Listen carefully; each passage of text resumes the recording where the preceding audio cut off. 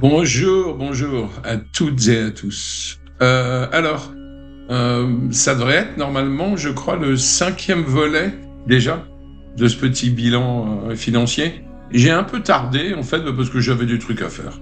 Voilà, c'est tout. Avant toute chose, je voudrais aller sur deux sujets généraux. Un qui en fait concerne la Thaïlande et le voyage que je vais traiter après. Et puis, tout d'abord, un truc qui concerne les, les, les, les chaînes YouTube en général et les gens qui vous proposent du coaching. Mot très à la mode. Alors, ce matin, en fait, en me réveillant, en buvant mon café, je suis tombé sur une vidéo de quelqu'un, donc d'un YouTuber, n'est-ce pas, qui qui veut en fait vous conseiller quant au cash, c'est-à-dire l'argent liquide. Il vous faut emmener quand vous voyagez aussi bien quel genre de devise et quelle quantité. Voilà. Donc ça, c'est un truc dont je voudrais vous parler puisque moi, je suis dans ce cas-là évidemment. Quand je voyage, notamment en Thaïlande, je pars avec du cash. Et puis alors après. Et ça, c'est plus général. En fouillant un petit peu, enfin en regardant euh, sur le contenu de cette chaîne YouTube, je me suis rendu compte que elle renvoyait les gens. Alors le garçon qui parle renvoie directement à l'oral. Et puis après, il y a des liens en dessous. Renvoyer les gens à un truc de formation qui n'était pas gratuit. C'est-à-dire que voilà, il faut payer pour récupérer des vidéos. Alors je pense qu'il y a aussi du coaching peut-être en direct, dont je connais pas les tarifs. Je vous donnerai pas les prix parce que je suis pas là pour attention. C'est des remarques, c'est même pas une critique. Les gens sont libres de faire ce qu'ils veulent sur YouTube et les gens qui regardent sont libres d'adhérer ou pas et sont même libres de dépenser de l'argent pour récupérer du coaching. En fait, quand vous dépensez de l'argent, vous récupérez quoi exactement? Moi, je pense qu'en règle générale, alors à part, il y a peut-être des exceptions de gens qui sont particulièrement honnêtes, qui ont vraiment l'expérience, qui ont vraiment le background nécessaire à donner des conseils. Mais la plupart du temps, c'est simplement des gens qui compilent des informations sur Internet, qui sont extrêmement faciles à trouver, et puis qui vont, avec toutes ces informations, qui vont faire, ils vont vous faire croire que c'est les leurs, que donc ils sont des sortes d'experts. Voilà. Et les chaînes YouTube servent à ça. Les chaînes YouTube servent à démontrer quel niveau d'expertise dans tel ou tel domaine les YouTubeurs ont, et du coup, vous prouvez par là même que leurs formations sont évidemment extrêmement précises, extrêmement documentées, et que du coup, elles méritent voilà, le prix qu'on vous demande. Alors, ok, enfin, le problème, c'est quand même, d'abord, il y en a beaucoup. Donc, puisque le coaching maintenant, c'est vraiment la mode, les gens ont besoin d'être coachés pour tout, c'est-à-dire, je sais pas, je vais pas faire de blagues débiles, mais donc en fait, pourquoi donner de l'argent à cette formation-là et pourquoi pas à une autre, puisque vous en avez plein, elles vont pas toutes vous donner les mêmes conseils, sauf qu'en général leur source d'information est la même, donc c'est facile de recouper et vous verrez qu'ils disent pratiquement les mêmes choses, parfois même au mot près. Donc pourquoi dépenser votre argent en sachant qu'en plus toute information doit être vérifiée, c'est-à-dire que quelqu'un qui vous dit, je sais pas, qui vous dit quelque chose sur un sujet, la moindre des choses, surtout si vous avez payé pour avoir cette information, c'est de vérifier que ça vient pas voilà, faut pas gober les trucs comme des gogos, surtout quand on dépense de l'argent. Alors bon, encore une fois, c'est le même système que partout.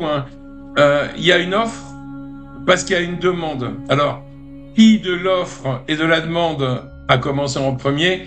Bon, c'est le grand mystère, mais en tout cas, l'offre suit la demande. C'est-à-dire que plus les gens ont le sentiment qu'ils ont besoin d'être coachés sur leur vie personnelle, sur leur vie professionnelle, voilà, sur plein de choses, et ben plus il va y avoir des offres en face, parce que les gens qui sont sur qui ont des chaînes YouTube avec coaching, promesse de coaching, bah, en fait, faut quand même savoir que c'est des gens qui gagnent leur vie avec ça. Les digital nomades, euh, dont les youtubeurs peuvent faire partie. Moi, par exemple, j'en suis pas un. Moi, je suis chez moi. Euh, voilà, j'ai une longue expérience de la vie à tous les niveaux. Hein. J'ai réussi dans mon boulot, j'ai eu des enfants, j'ai acheté des maisons. Je me prétends pas pour autant être coach de vie, voilà, et jamais je n'oserais demander de l'argent à quelqu'un pour le conseiller en suivant ma propre expérience. Enfin, c'est quelque chose que j'imagine pas, quoi.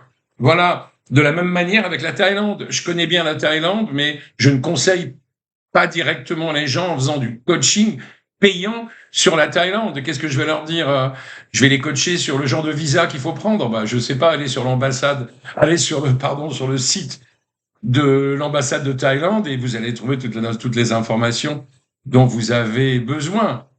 Simplement, si je vous ai fait croire avec mes vidéos que j'étais une sorte d'expert de la Thaïlande, eh bien, vous allez peut-être, si je vous propose un coaching là-dessus, payer. Et je vous dis souvent les prix, c'est pas 20, 30, 40 ou 50 euros, c'est plus. Voilà. Donc vous allez dépenser votre argent parce que vous avez confiance en moi, parce que je vous ai poussé à avoir confiance en moi. Quitte d'ailleurs, je le dis, fois, on est entre parfois et souvent, quitte à fabriquer de fausses, y compris de faux documents.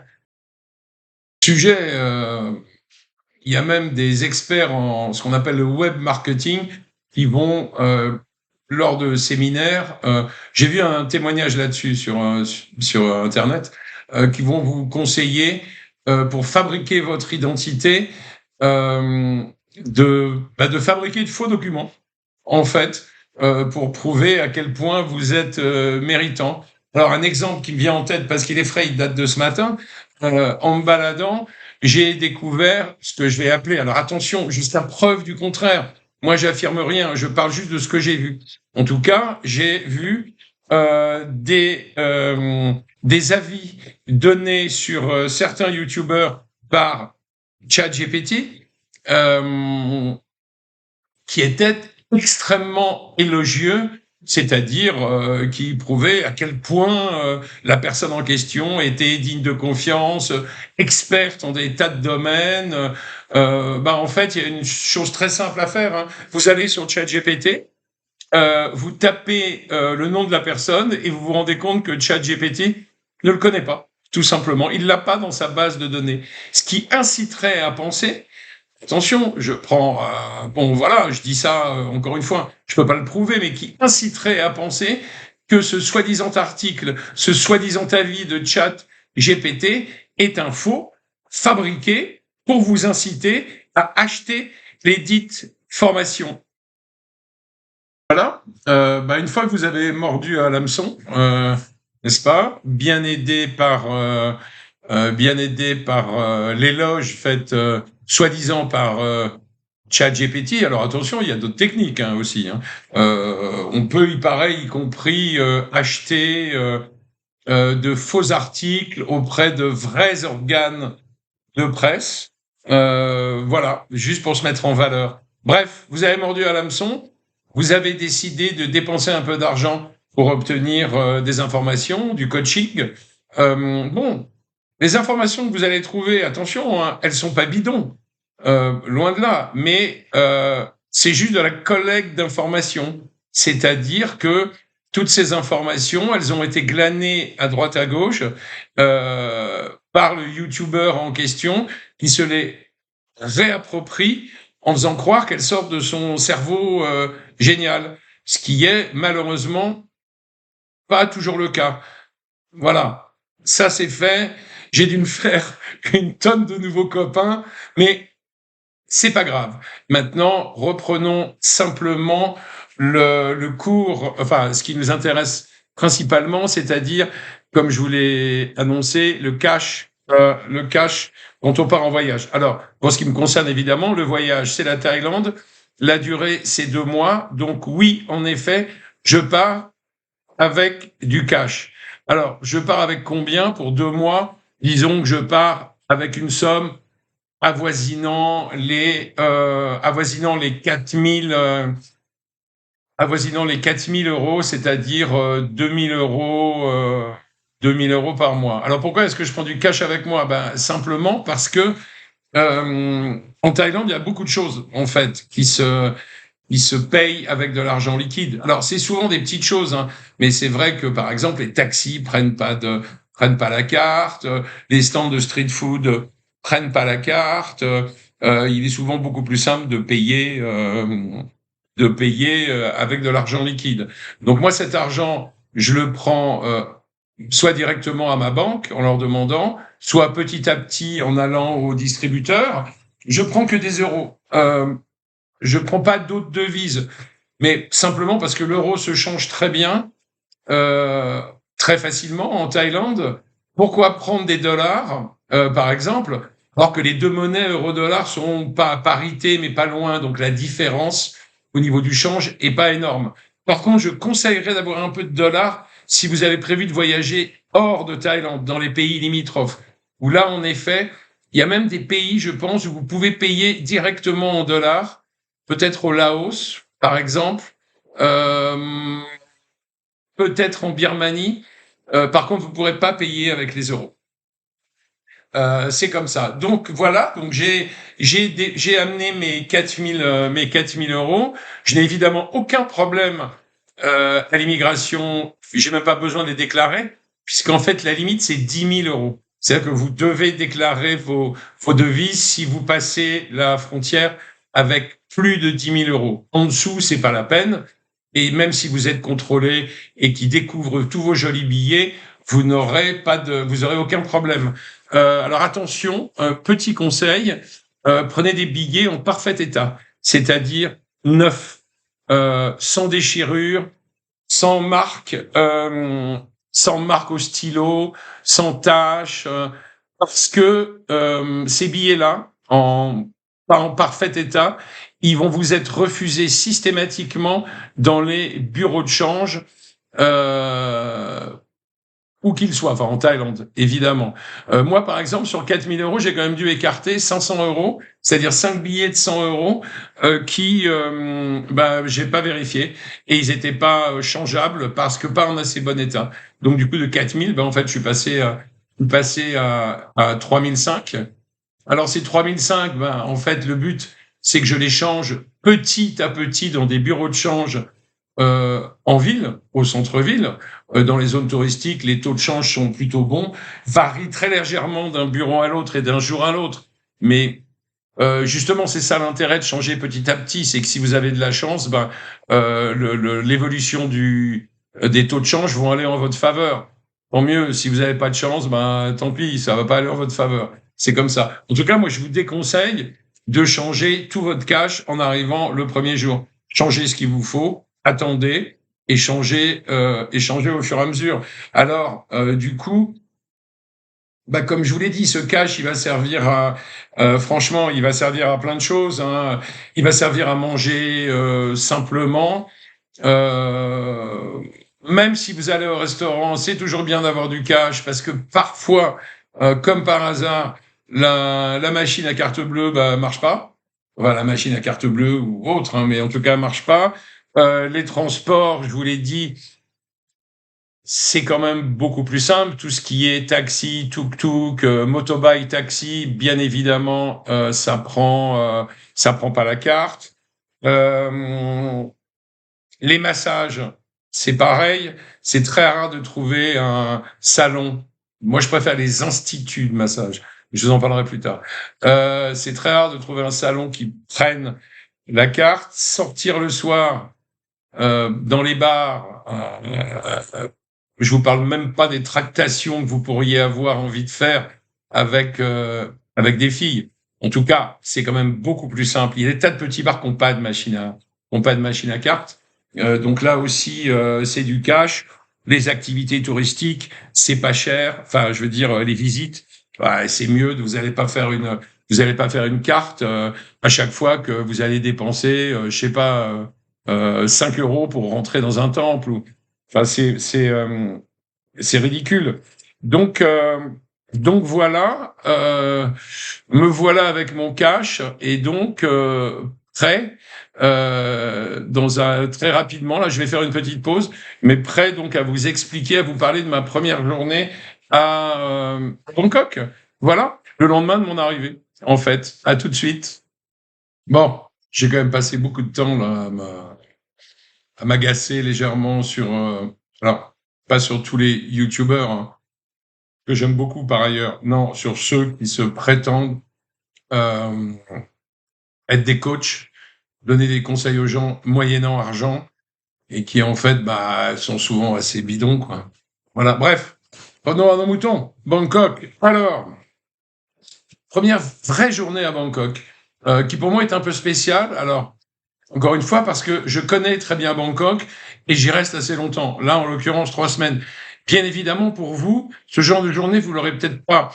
Parce que si vous découvrez Bangkok pour la première fois ou si vous ne restez pas très longtemps, même une semaine, vous allez avoir soif de découvrir des choses. Dès la première minute, vous allez vous lever, donc vous allez foncer dehors et parcourir la ville, faire des visites, etc. Bon, ça, je vous en parlerai dans la prochaine vidéo. Moi, en tout cas, je me suis levé, tranquillou, remis des fatigues du voyage, aux alentours de, je sais pas, 7h30, par là. Euh, j'ai commencé par vaquer à des occupations tout à fait quotidienne, c'est-à-dire que j'ai rangé ma valise. Je me suis du coup rendu compte que j'avais pas non plus protégé mon argent liquide, c'est-à-dire qu'après avoir découvert qu'il n'y avait pas de coffre, pas de petit coffre dans cet appartement, du coup j'ai juste prélevé de l'enveloppe ce que j'allais devoir changer le jour même. Je sais plus, 200 euros, peut-être 300, non 200 je pense. Voilà. Et le reste, je l'ai remis dans ma valise que j'avais pratiquement entièrement vidée. Euh, et j'ai fermé la valise avec le cadenas, la transformant ainsi en coffre-fort. Voilà. Alors bon, après, pourquoi est-ce qu'on fait ça? C'est un peu parce qu'on est méfiant, mais on est méfiant pour rien. Ça dépend où on est. Mais par exemple, dans les Airbnb, il n'y a pas de visite dans votre appartement. C'est-à-dire que, par exemple, il n'y a pas de ménage quotidien, ce qui n'est pas le cas des hôtels. Donc, je comprends que les gens, de toute façon, par principe, n'aient pas envie de laisser leur cash sur la table. De la même manière, mettez aussi votre passeport dans le coffre si vous êtes à l'hôtel, ou laissez-le bien rangé quelque part, un peu planqué si vous êtes en appartement, et contentez-vous de faire une photo, un scan de votre passeport et de le conserver sur votre téléphone. En général, ça suffit largement, hein. Voilà, si vous êtes contrôlé ou je ne sais trop quoi. Donc voilà. Après ça, petite douche, moins que c'était avant, je sais plus. Et puis petit déjeuner hyper agréable, la fenêtre ouverte avec une vue sur sur le centre de Bangkok, un peu perdu dans le brouillard. Il pleuvait pas. Il faisait déjà très chaud le matin. Et voilà, c'était humide bien sûr comme tout le temps, mais temps typique pour cette époque-là, c'est-à-dire plafond un peu bas, ciel un peu gris, annonçant probablement de la pluie à venir. Donc petit déjeuner avec les courses que j'avais fait la veille au au 7-Eleven. Voilà, et puis activité que je qualifierais de bureau, parce qu'on continue à garder un lien avec la France. Donc j'ai vérifié mes mails, j'en ai répondu à certains. Voilà, j'ai même dû passer un coup de fil, je crois, mais à l'étranger. Et puis après, très vite, le, le besoin s'est fait sentir d'aller faire un peu d'exercice. Donc je suis monté au 48e étage où j'ai fait piscine plus salle de fitness, remise en forme, appelez-la comme vous voulez. Voilà. Tout ça m'a pris 2 heures quand même. Donc j'ai dû redescendre à un moment donné chez moi. J'ai repris une douche parce que l'activité sportive, ça fait un peu transpirer. Et puis j'ai décidé de sortir, notamment d'aller faire un tour à pied vers Assoc. Donc en fait, depuis chez moi, c'est très simple. Vous remontez la Seuil 22 ou la Seuil 24, vous débouchez sur Sukhumvit, et là vous avez le choix. Si vous êtes feignant, vous prenez le. D'ailleurs, je ne sais même pas si vous pouvez le prendre parce que en fait, il faut revenir en arrière pour prendre la station de BTS pour pouvoir aller à Assoc. Donc moi, j'y vais à pied. Voilà. Et le but, et un des buts de cette balade, à part marcher, c'était d'aller changer 200 € à un petit bureau de change que j'aime bien. Pourquoi je l'aime bien? Je l'aime bien parce que les cours sont très corrects et que, je sais pas, ça me fait plaisir. C'est le même gars qui est là depuis 2, 3 ans. Je le connais vaguement et donc, je sais pas, ça me fait plaisir. D'ailleurs, il me reconnaît à chaque fois.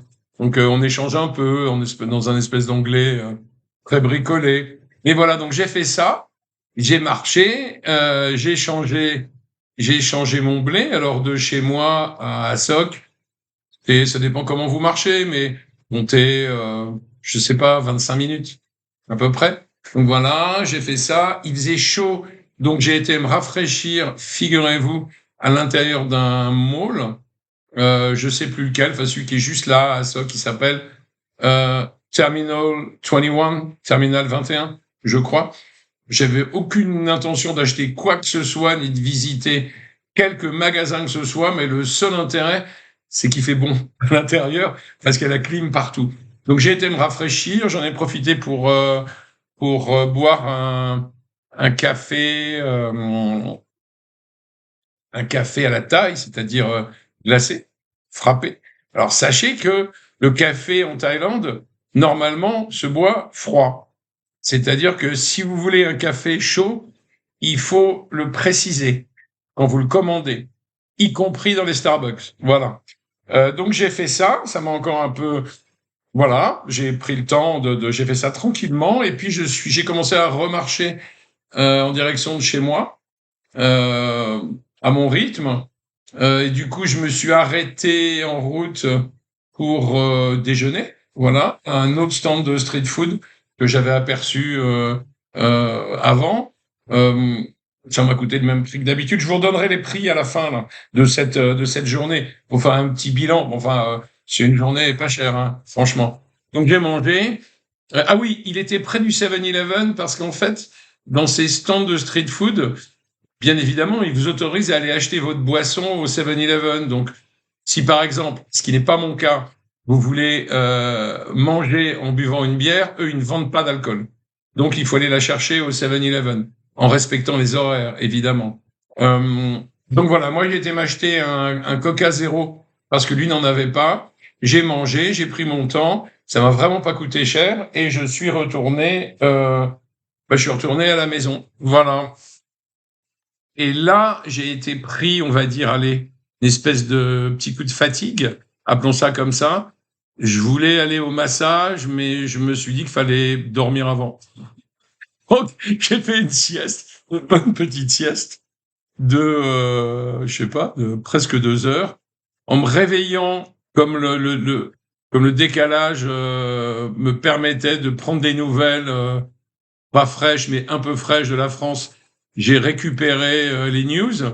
Et là, là, franchement, je me suis dit que j'allais arrêter parce que, franchement, là, enfin, quand on est en Thaïlande et qu'on prend les nouvelles de la France, c'est comme une bulle de morosité, quoi.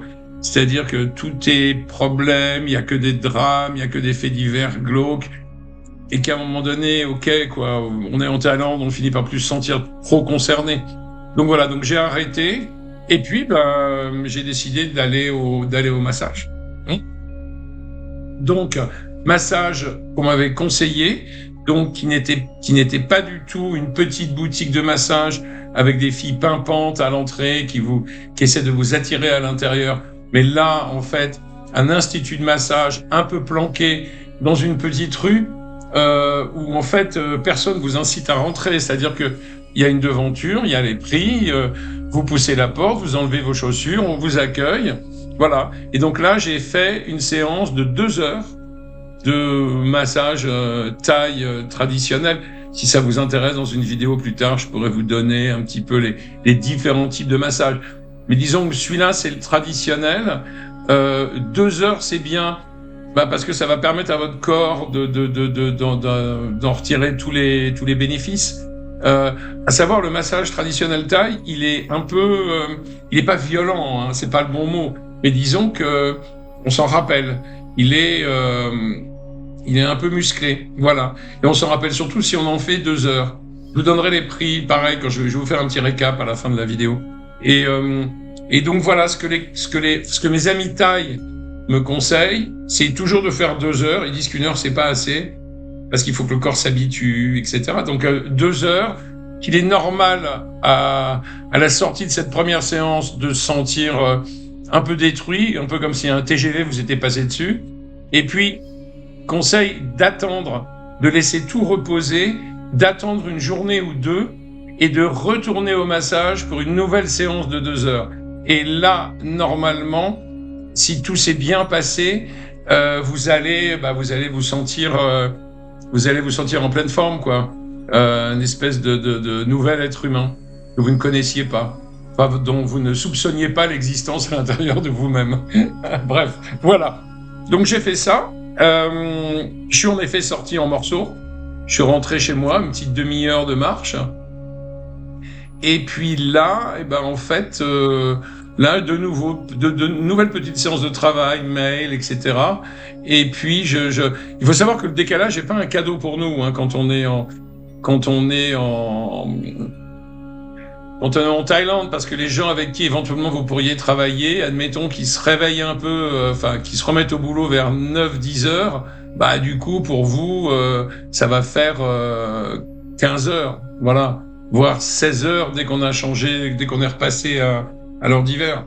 Donc voilà, bref, j'ai fait ça, et puis après, j'avais un rendez-vous avec un vieux pote à moi, qui vit à Bangkok depuis très longtemps, mec que j'adore, avec qui j'adore discuter. Et on s'est retrouvés dans un petit bar aux alentours de, je dirais, 18h30. Et puis on s'est mis à parler. Moi, vous savez que ça me va bien. On s'est mis à parler, en buvant des bières, en mangeant des frites, et puis on a changé d'endroit. Bref, tout ça nous a amené allègrement vers, 11h le soir. On s'est séparés. Je suis retourné vers chez moi. J'ai eu une petite envie, en passant devant un bar où il y avait des filles qui évidemment étaient accueillantes. J'ai eu une petite envie de boire un dernier coup là. Et puis en fait, je le sentais pas, je l'ai pas fait. Je suis rentré chez moi et voilà. Et je me suis endormi immédiatement après une énième douche.